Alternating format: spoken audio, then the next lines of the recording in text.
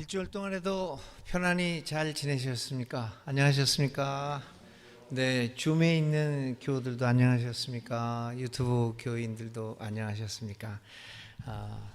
또 어려운 가운데서도 코로나 시절이 계속되는 가운데서도 하나님의 은혜 가운데서 우리 서로 잘 지내셨을 걸로 믿고 감사를 드립니다.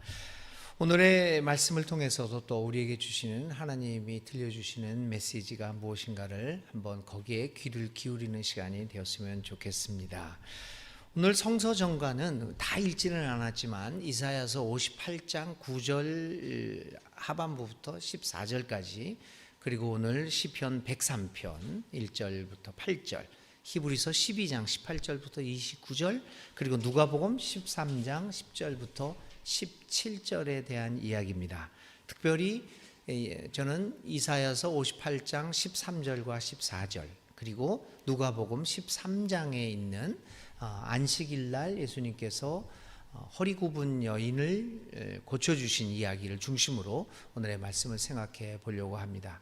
이미 여러분들이 눈치채셨듯이 이사야서나 이 누가복음의 이야기는 안식일에 관한 이야기다라고 하는 것들을 우리가 눈치를 챌 수 있을 것입니다. 이사야서에서는 안식일은 거룩한 주님의 날이다 라고 이야기를 하고, 그리고 누가복음에 있는 이야기는 이 거룩한 안식일을 어떻게 보내야 될까라고 하는 문제를 다루고 있습니다. 결국은 무엇이 진정으로 이 안식일을 거룩한 날로, 주님의 날로 만들어가고 있는 것일까라고 하는 문제를 다루고 있음을 볼 수 있습니다. 그 문제를 좀 확대한다면 과연 무엇이 우리를 거룩한 사람들로 살아가게 만드는 것이냐라고 하는 문제까지도 생각해 볼 수 있겠습니다. 이러한 주제를 가지고 오늘의 말씀으로 들어가 보려고 합니다. 여러분들은 훌륭한 교인, 신실하고 성실한 교인이라는 그 단어는 어떤 사람을 말하고 있는 것일까요? 어떤 사람을 두고 우리는 저 사람은 참 신실한 교인이다, 훌륭한 교인이다 말할 수 있겠습니까? 도대체 어떤 기준을 가지고 이런 판단을 할 수 있겠습니까? 가만 생각해 보면 우리들이 각자의 고유한 판단들이 있겠는데요. 그런데 대강 한국 교회 내에서 훌륭한 교인을 판단하기 위한 기준이 뭘까? 대강 한 3가지 기준을 말씀드릴 수 있을 것입니다. 그게 대체로 통용되고 있는 기준이죠. 첫째는 주일 성수입니다. 일요일에, 주일에 철저히 예배당 건물에 나와서 주일 대예배라는 말도 사실은 이거 맞는 말이 아니지만 하여튼 오전 11시에 드리는 대예배에 참석하는 것, 이 주일 성서. 주일 예배 출석을 어떻게 하고 있느냐라고 하는 거죠.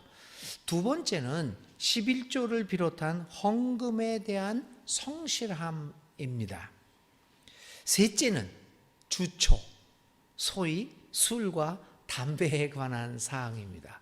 그 외에 여러 가지 전도를 얼마 했냐, 성경 말씀을 얼마나 암송하고 쓰고 성경 공부에 얼마나 참여하느냐, 여러 가지 등등이 있겠지만 대체로 이 위의 3가지 기준이 핵심적일 것입니다. 그 중에서도 특히 예배 출석과 헌금의 정도는 가장 중요한 기준입니다. 그래서 지난 2020년 초부터 시작된 이 코로나 국면에서 우리 한국 교회가 가장 두려워했던 것은 예배 출석률의 약화였습니다. 즉 교회 건물 안에서 드리는 예배가 불가능해졌고, 그래서 여기에 대면 예배, 이 장소 예배에 출석하는 교인의 감소 현상을 가장 한국 교회는 두려워했습니다. 왜냐하면 그것이 우리의 신앙의 핵심이었고 기준이었기 때문입니다. 예배를 얼마나 충실히 출석하느냐가 우리를 거룩한 교인으로 만드느냐 그렇지 않느냐의 기준이었기 때문입니다. 그래서 우리에게 훌륭한 교인은 교회에 출석해서 예배를 드리는 사람입니다. 교회에 출석해서 예배를 드리지 않는 사람은 아무리 바른 삶을 살고 있더라고 하더라도 그는 훌륭한 신앙인은 아니었습니다. 그것이 우리의 현실입니다. 그래서 교인들은 이 위 세 가지 기준에 적합하기 위해서 갖은 노력을 다 합니다. 그리고 우리는 이러한 기준으로 다른 사람의 신앙을 수준을 판단하곤 했습니다. 이런 이야기도 있습니다. 어떤 사람이 있습니다. 그는 사회적으로 매우 반듯하고 정직하고 의로운 삶을 살아갑니다. 그가 처해 있는 상황에서 그의 지위와 직장 속에서 그렇게 살아갑니다. 또 이웃과 더불어서도 참으로 아름다운 삶을 살아갑니다. 그런데 이 사람은 술도 좀 하고 가끔은 또 흡연도 합니다. 그리고 또 이렇게 하다가 보니까 가끔은 예배에 빠지기도 합니다. 또 다른 사람이 있습니다. 그는 사회적으로 그리 평판이 좋지 않습니다. 경쟁심도 많고 성공을 위해서는 물불을 가리지 않습니다. 악한 일도 자행합니다. 그래서 나름 소위 성공을 하기도 했습니다. 그런데 이 사람은 술은 입에도 대지 않습니다. 그리고 한 번도 주일 예배에 빠지지 않습니다. 여러분들한테 질문합니다. 일반 교회에서는요, 장로를 선출을 합니다. 교인의 3분의 2 이상의 찬동을 얻어서 장로에 선출을 됩니다.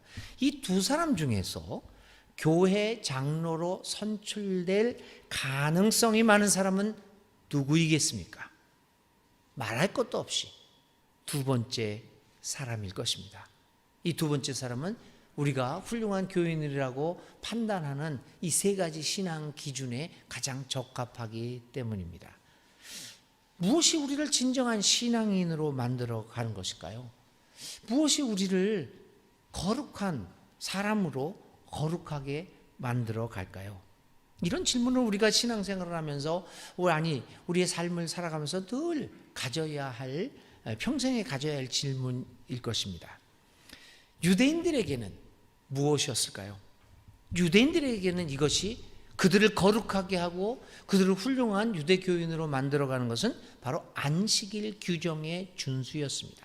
안식일을 어떻게 지키고 있느냐 하는 것이 훌륭한 유대교인의 여부를 결정지었습니다. 그래서 그들은 하나님을 믿는 데 있어, 다시 말하면 신앙생활에 있어서 안식일 규정을 지키는 것을 목숨보다 더 귀하게 여겼습니다. 그리고 안식일을 지키는 것은 안식일 규정을 문자 그대로 지키는 것이었습니다. 여러분, 안식일은 사실은 창세기 2장에 의하면, 성서에 의하면 하나님이 천지 만물을 6일간 창조하시고 제7일에 쉬셨다는 내용으로부터 유래됩니다. 그래서 레위기 23장에서는 하나님이 일곱째 날을 거룩하게 지키라고 말했다고 합니다. 그래서 사람들은 또 여러 가지 민수기나 이런 데를 통해서 일반인들은 안식일마다 정한 시간에 맞추어서 수장으로 번제를, 일정량의 곡식가루와 기름으로 소제와 전제를 드렸고, 민수기의 28장에 기록되어 있죠. 그리고 출애굽기 35장에 의하면 각 처소에서 거하며 안식일에는 아무 일도 하지 않고 불조차 피우지 않음으로써 안식일을 거룩하게 했다라고 규정을 합니다. 이런 출애굽기나 민수기나 레위기, 창세기의 규정을 보면 안식일이 거룩하게 되는 것은, 그 안식일이 안식일답게 되는 것은 단순하게 일을 하지 않음으로써 안식일을 안식일답게 만들었습니다. 글자 그대로 안식을 위한 날로 시작되었습니다. 이 안식일의 시작은 쉼이 없었던 당시의 노예 사회에서 일주일에 그래도 하루를 아무 일도 하지 않고 불조차 피우지 않게 함으로써, 하루를 쉬게 함으로 사람을 사람답게 살아가게 하는 데 있어 결정적이고 핵심적인 조항이었습니다. 정말 매우 훌륭한 제도가 아닐 수 없습니다. 그런데 세월이 흐르며 특히 종교가 제도화되면서 문제가 발생하기 시작했습니다. 안식일에 일을 하지 말고 쉬라고 하였는데, 그렇다면 일은 무엇인가 라고 하는 것을 규정하기 시작했던 것이죠. 그래서 이에 따라 수많은 규정을 만들어가기 시작했습니다. 안식일에는 이런 일을 하지 말아야 한다. 그래서 기원 후 2세기경에 기록되었던 유대 구전법의 그 집대성 미슈나 같은 경우에는 안식일에 해서는 안 되는 일을 39가지를 규정을 했습니다. 이런 일들은 하지 말아라. 근데 조금 더 시간이 지나면서 이 39가지 규정에 각 규정에 6가지의 세칙을 또 마련했습니다. 그래서 그 234개까지의 세칙 규정들이 만들어졌습니다. 이런 것들을 해서는 안 된다는 거죠. 오늘 예수님에게서도 바로 예수님이 하신 일도 바로 이 안식일 규정을 어겼기 때문에 이 바리새파 회당장에게 욕을 먹고 있는 겁니다. 예를 들면요, 안식일에 병을 고치는 것은 안 됩니다. 안식일에 병을 고치면 안식일 규정을 어겨서 죄인이 됩니다. 그러나 생명이 위험할 때 의료 행위를 하는 것은 허락되었지만, 그러나 어떠한 경우에도 그 병에 호전이 있어서는 안 됩니다. 병의 악화를 막는 것만 허락되었습니다. 안식일에 뼈가 부러집니다. 접고를 시키면 안 됩니다. 응급조치만 합니다. 우리 김기철 형제님이 사고를 당해서 뼈가 이제 부러졌어요. 만약 안식일에 부러졌으면 수술을 못 합니다. 그 다음날 수술에 살을 베었을 때 붕대를 사용해서 이렇게 지혈을 해야 되는데 소독된 붕대를 하면 안 됩니다. 균을 죽이기 때문에. 그 일하는 겁니다. 더 황당한 것은요, 건물이나 담이 무너져 사람이 깔리게 되었어요. 그때는 사람이 꺼내주면 안 됩니다. 그 사람의 얼굴이 보이도록 무너진 것을 치워서 그 사람이 그냥 보여지게만 합니다. 치유행위나 보호는 금지된 일입니다. 안식일에 관련하여 가장 잘 알려진 어처구니 없는 사건 가운데 하나는 기원전 167년 마카비 혁명 때였잖아요. 시리아 군대들이 유대 사람들하고 싸우게 되었습니다. 근데 군대들이 막 추격해 왔는데 하필이면 그날이 안식일이었습니다. 안식일에는 3발자국 이상을 뛰어다니면 안 되는 거잖아요. 그래서 유대인들이 규례를 지키기 위하여 도망가지 않고 저항하지 않아서 1000명 가까운 사람들이 몰살하는 일도 있었다고 합니다. 그 일 이후로 안식일에 적군으로부터 공격을 받을 경우는 자신을 방어할 수 있다는 새로운 규정을 만들기도 했습니다. 지금 생각해 보면 참 어이없는 일이 아니겠습니까? 본래 안식일 제정의 의미는 쉼이 없는 사회에서 사람들로 하여금 쉬도록 함으로써 인간을 인간다워지게 인간의 삶을 거룩하게 만드는 데 목적이 있었습니다. 그런데도 우리는 곧잘 그 기본 정신을 망각하고 겉으로 드러나는 제도나 형식, 교리가 마치 본질처럼 인식하고 거기에 목숨을 걸곤 합니다. 오늘의 본문인 누가복음이 전하는 이 기적의 치료의 이야기는 이 같은 배경에서 읽어야 합니다. 근데 오늘 이 18년 동안 허리 굽은 여인의 치유 이적은 오직 누가복음만이 전하고 있는 기록입니다. 본 이적의 내용은 우리가 다 읽어봤지만 아주 간단합니다. 유대인의 회당 안에 18년 동안 병을 앓고 있는 여인이 있었습니다. 그 여성의 병은 허리가 굽어 있는 병입니다. 그녀는 허리가 굽어 있었기에 제대로 활동을 할 수가 없었습니다. 회당 안에 늘 다니는 여인이었습니다. 그런데 마침 안식일이 되어서 그 여인도 회당을 나왔고, 그 마침 예수도 그 회당을 방문해서 예수와 여인이 만납니다. 이 회당을 방문한 예수는 이 여인을 보고 그 여인의 병을 고쳐줍니다. 여기까지는 좋습니다. 아마 박수를 받아야 할 행동이 아니겠습니까? 그런데 이를 복격한 회당장은 예수님을 나무랍니다. 안식일에서는 해서는 안 될 일을 했기 때문입니다. 이게 오늘 우리가 읽은 기적 치유의 이야기입니다. 먼저 우리는 이 이적이 회당에서 두 가지 중요한 사실을 우리가 기억해야 됩니다.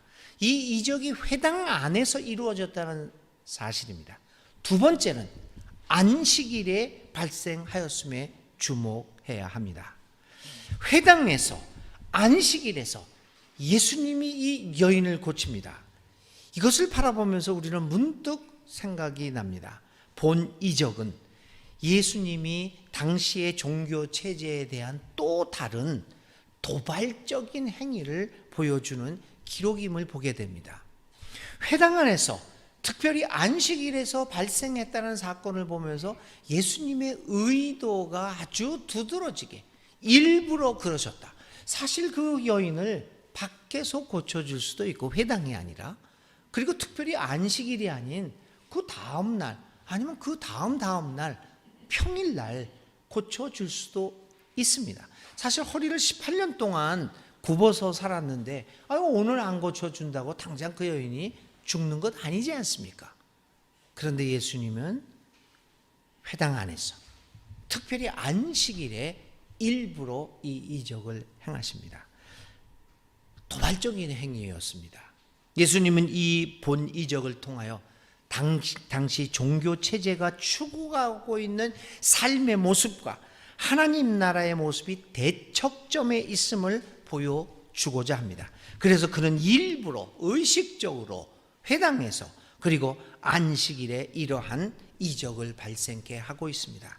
그것은 예수님의 의도적인 도발 행위라고 볼 수 있습니다. 또다시 우리가 주목해 보아야 할 것은 그녀의 병입니다. 그녀는 무엇인가에 눌려 있습니다. 그것을 성서는 귀신이라고 이름하고 있습니다. 그녀는 귀신에 억눌려서 혹은 붙잡혀서 시달리고 있었습니다.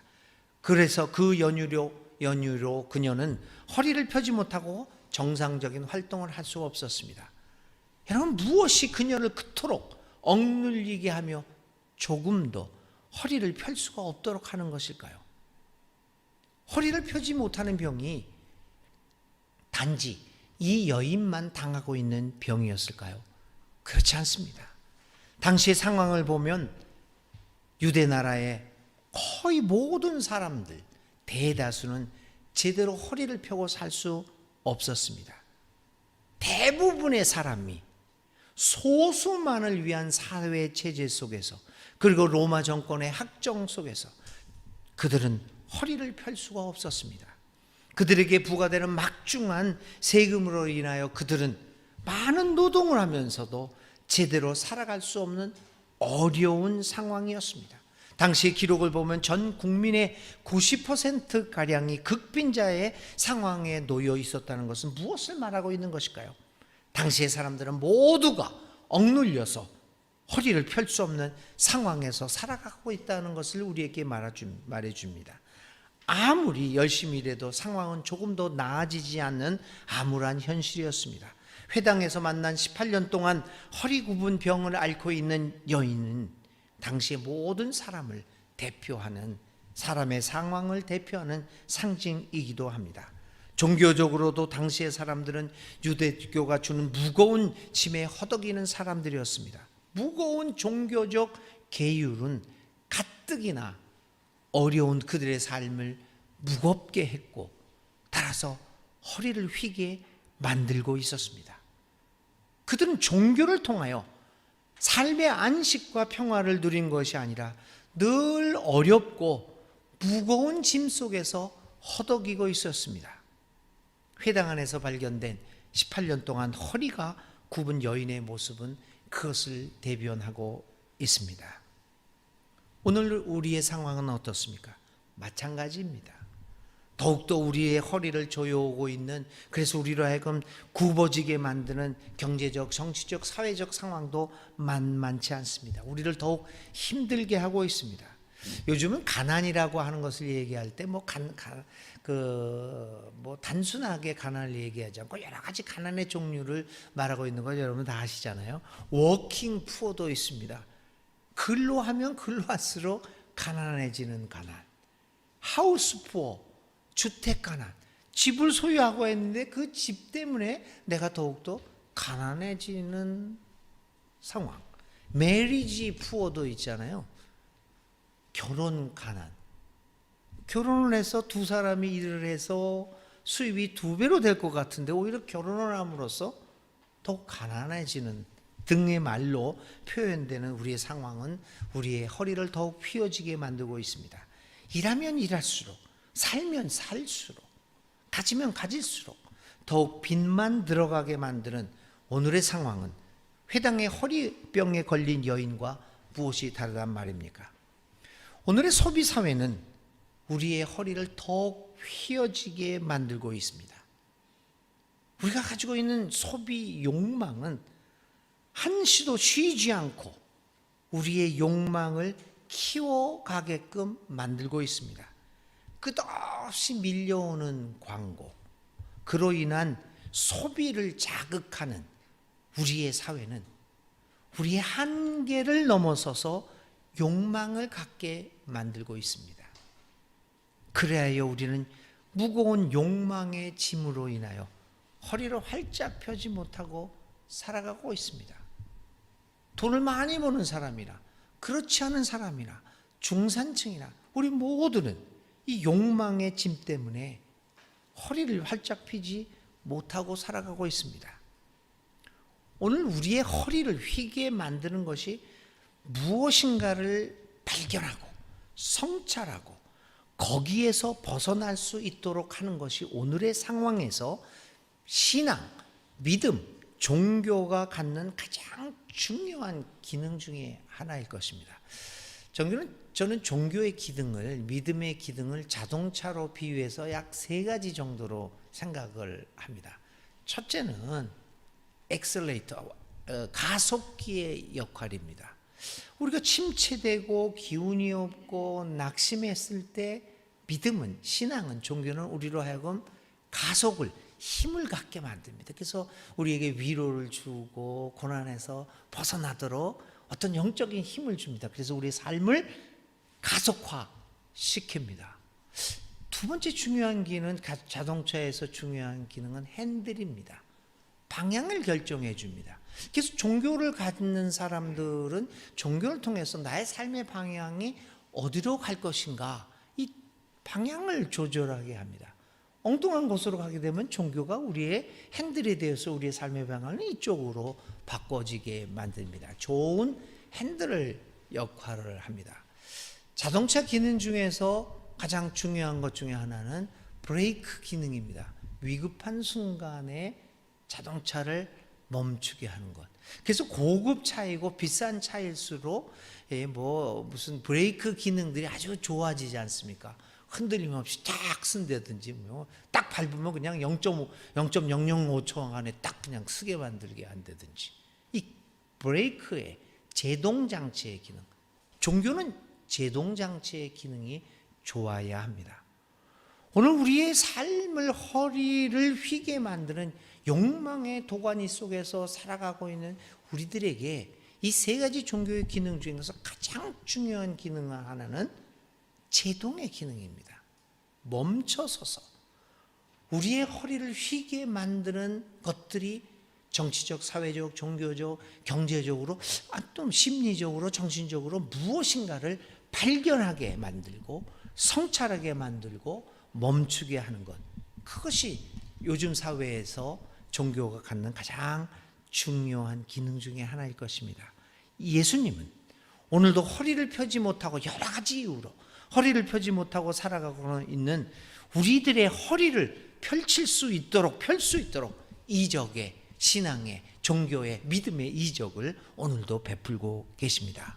예수님 안에서 허리를 펼 수 있는, 그래서 그 허리를 펴므로써 자유롭게 되어 우리의 삶이 안식을 누리고 거룩하게 될 수 있도록 예수님은 오늘도 우리와 함께 하십니다. 결국 예수님은 회당 안에서 허리를 펴지 못하고 살아가는 여인을 만납니다. 그는 즉시 그녀의 허리를 고쳐줍니다. 우리는 이 장면에서 그동안 그녀가 허리를 펴지 못하고 살아갔던 장소가 회당이라는 사실과 병을 앓고 있었던 기간이 무려 18년이라는 사실에 주목합니다. 그 기간 동안 도대체 회당은 무엇을 하고 있었는가에 질문을 하지 않을 수 없습니다. 우리는 그 회당에 무능력한 모습을 보지 않을 수 없습니다. 18년 동안 이 여인이 허리를 펴지 못하고 살아가고 있는 동안에 회당은 아무것도 하지 못합니다. 무기력하고 무능한 종교, 그것이 당시의 유대교의 모습이었습니다. 무능할 뿐만 아니라 오히려 무거운 짐을 사람들에게 지어줌으로써 더욱 허리를 휘게 만들고 있는 허울뿐인 종교, 그것을 예수님은 고치려고 왔습니다. 오늘 한국교회는 오늘 우리의 사회가 이런 방향으로 이렇게 다가가고 있는데 도대체 무엇을 하고 있습니까? 아무것도 하지 못하는 무기력하고 무능한 종교의 모습을 우리는 혹시 한국교회 내에서 보고 있는 것은 아닙니까? 아니, 고치려고 할 생각도 못하고 오히려 무거운 짐을 교인들에게 지어줌으로써 우리의 허리를 더욱 휘게 만들고 있는 것이 우리 한국교회가 아닌가, 이 말씀을 통해서 우리는 살펴보게 됩니다. 그래서 예수님은 다른 곳이 아닌 회당 안에서, 그것도 안식일에 여인을 고치고 있습니다.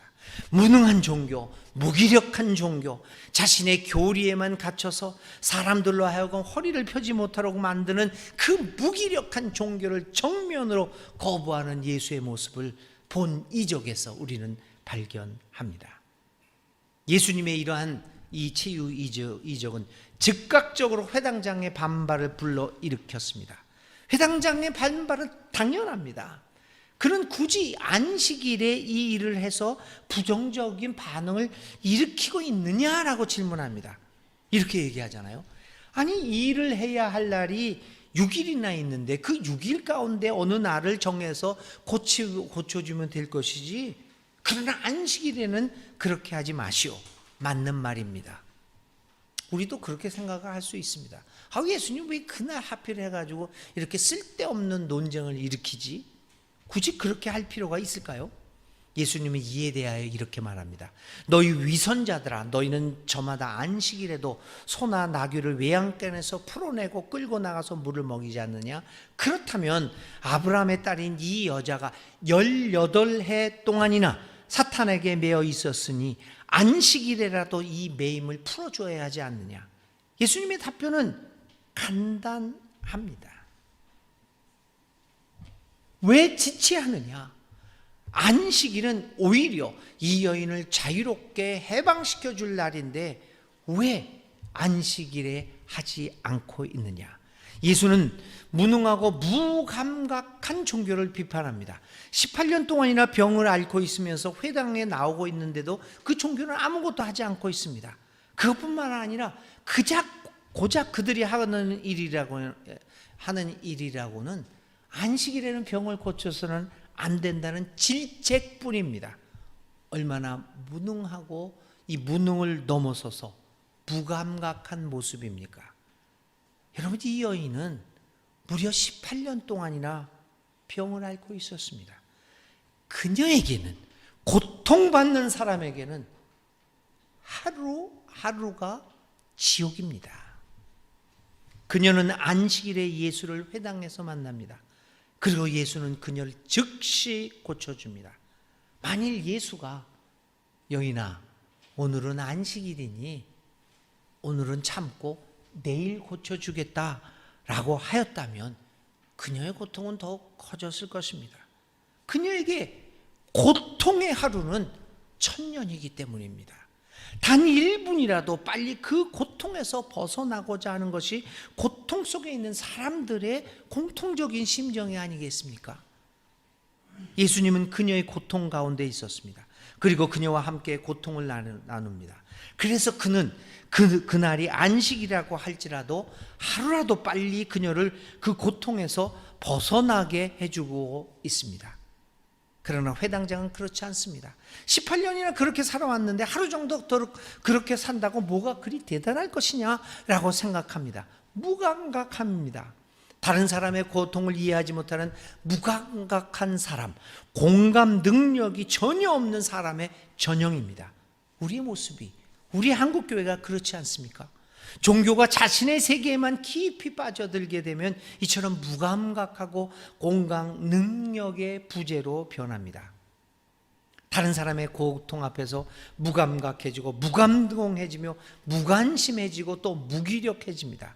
오늘 예수님은 안식일에서 회당에서 18년 허리병을 앓은 여인을 고쳐주면서 무감각하고 무감동하고 무관심 무기력하며 공감하지 못하는 당시의 종교의 경종을 울리고 있습니다.